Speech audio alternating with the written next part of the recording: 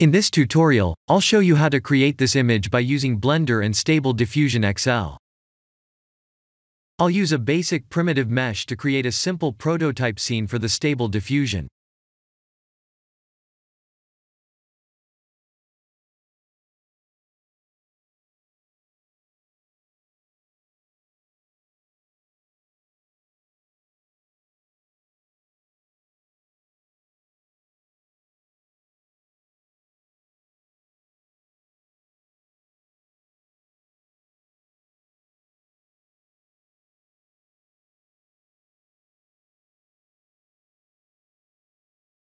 Please render the image and import it in Stable Diffusion.